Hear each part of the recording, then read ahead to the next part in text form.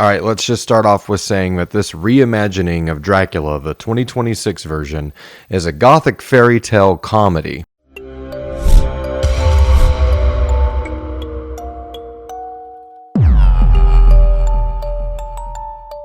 So this is a reimagining of a classic story by the guy that did the Fifth Element movie. Can't remember his name off the top of my head. I don't have any actors' names in front of me right now. I'm kind of rushing this a little bit.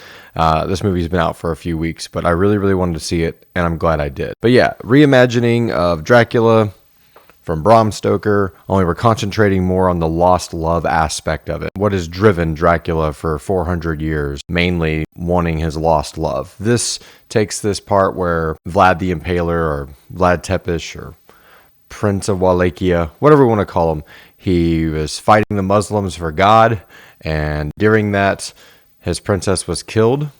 However, after the opening battle, there's some ambiguity around Elizabeth's death. And I won't spoil the film, but when you see it, let me know what you think actually killed her. Something for a movie set around the whole premise of God betraying Dracula and taking his wife. This event surrounding her death kind of sets a weird precedent to step this movie off of. In fact, the opening battle scene, other than this really cool where everything's on fire behind the troops when they close in on, like, I guess the leader of the Muslim encampment, is kind of meh. But I don't want to say this movie is meh, because I actually really enjoyed this movie. Let's say this could have easily just been one of those big old white chunky VH box 80s or 90s Disney cartoons if you just took out all the horniness and the blood and the gore. Like, it has a very almost campy, here's these little side characters, these little gargoyles that run around his castle that bring him stuff. I mean, there is a very Disney aspect to it, which I quite enjoyed. I mean, I really did enjoy the levels of camp that are in this and comedy that are in this and the overdramatic edgelord romantic comedy of it. It was really entertaining. The main guy who played the brother in Get Out is Dracula in this. I don't know if he's a bigger actor in Europe. I know it's a very European-centric film. I think it was filmed in Finland and Paris.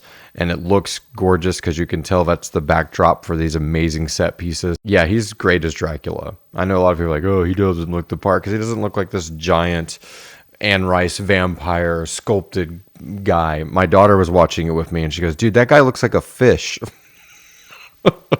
Not your stereotypical casting for Dracula, but I think that makes it all the more interesting that this guy turns into this monster looking for this love. And everything else plays out like normal. Jonathan comes to visit Dracula.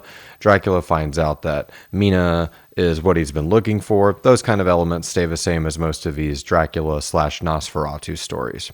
But there is some really interesting stuff in between there. Like, there's this montage where he creates this perfume that makes women like magnetically attracted to him. And it cuts between like Russia and all these different courts in Europe he visited while he was trying to find this lost love. And it is amazing. Like, comedically amazing, beautifully shot, awesome costumes, great music. The music is Danny Elfman, and I don't know if that's what puts this nostalgic Nightmare Before Christmas Disney Batman kind of darkness vibe to it because of that composer, but it really cuts through everything and makes everything sound phenomenal and embraces the look with such a great soundscape. I would definitely say the good very much outweighs the bad, and it's probably going to be a hot take on this movie, and maybe it's because I just had a baby and I haven't seen a movie until the last day of February. And I got to sit down with my big cup of Coke and my big tub of popcorn with me and my daughter, and we watched a movie. But I really enjoyed this movie. I would give it an A-. Right? Yeah, I mean, I don't know if it's going to be my top 10, 26 movies of the year. I really hope not. I hope there's that many more great movies that come out. But I would watch this again. The hairstyles, though, they're all over the place. Is this like Wish.com Gary Oldman haircut going on here?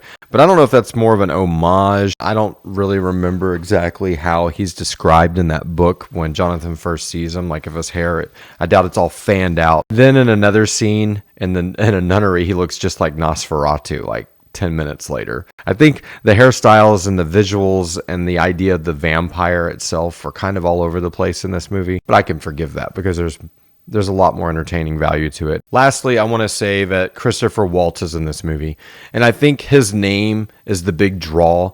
His Van Helsing-like character. I don't even know if he's ever called that or if that's what he is in the movie, but he's the priest trying to solve the mystery of Dracula and these vampires. But he's not the end-all be-all like acting in this. I mean, he's good in it. Don't get me wrong, he's good in everything he does. But there's this girl who plays a female vampire. It's not Lucy. It is a redheaded vampire, but I don't know. I can't remember what they call her in this movie. I think it's Maria or something. But she's phenomenal. I mean, have you ever had that friend circle where there's that person that's all wired up and all over the place and super hyper and giddy, but then you package that in a tainted vampire? Dude, A for casting on this girl. She fucking killed it. And then I think her name is Zoe Blue, related to all the Arquettes. This was one of her first films, and she plays Mina. Really, really good in it. I mean, she's obviously a damsel in distress at the beginning of the movie and then just the object of what Dracula's looking for. So I don't think she got as much screen presence till the end of the movie when she does an all-out amazing job. So, yeah, great acting, great music, beautifully shot. I mean, just an all-around good gothic fairy tale comedy good time.